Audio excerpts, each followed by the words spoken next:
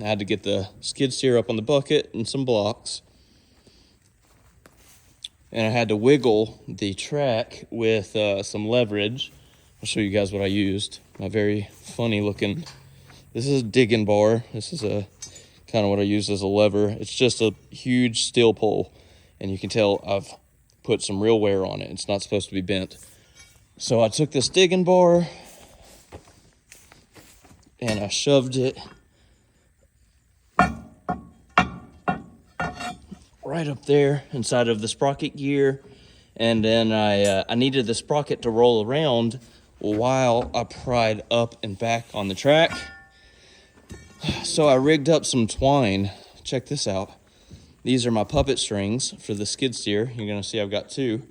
I've got left and right, all right? And you can just guess what these are tied up to inside the skid steer. Let's go check.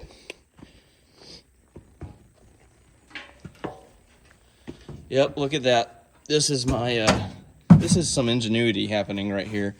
I've got one of them tied directly to the joystick controller, and this is for the track.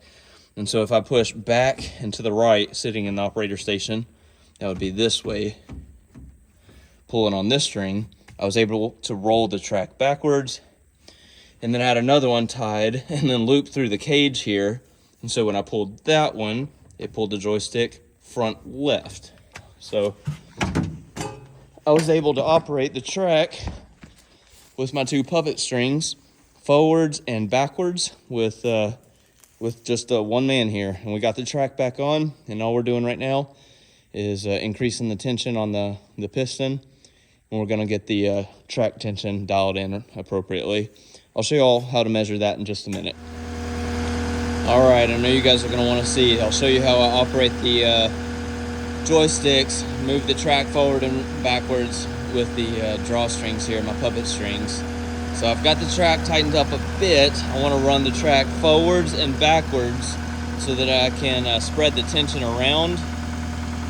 Got my strings tangled up here. All right, now I don't remember which one is which. Let's go on and pull. Let's go. This one is my forwards. So I'll pull on that string. I'll get the track rolling forwards. I'll pull on the other string, get the track rolling backwards.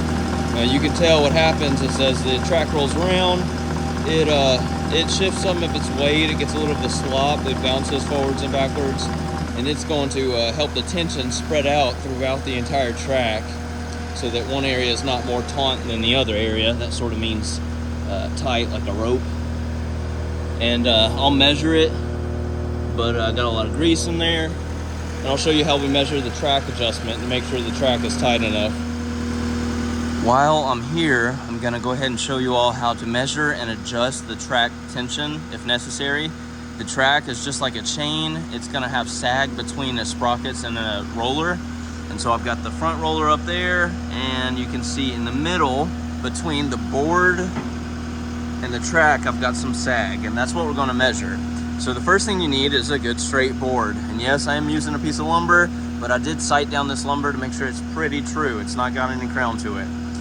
And so that's satisfactory for me. And then we're gonna go to the middle of the track, in between the front idler and the rear sprocket.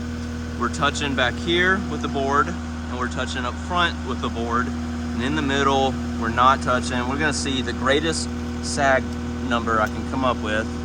And right in here, I'm measuring about 3/4 of an inch, maybe 13/16. And that is right about where I want to be for this skid steer. The appropriate distance, according to the manual, is 0.8 inches to 1 inch.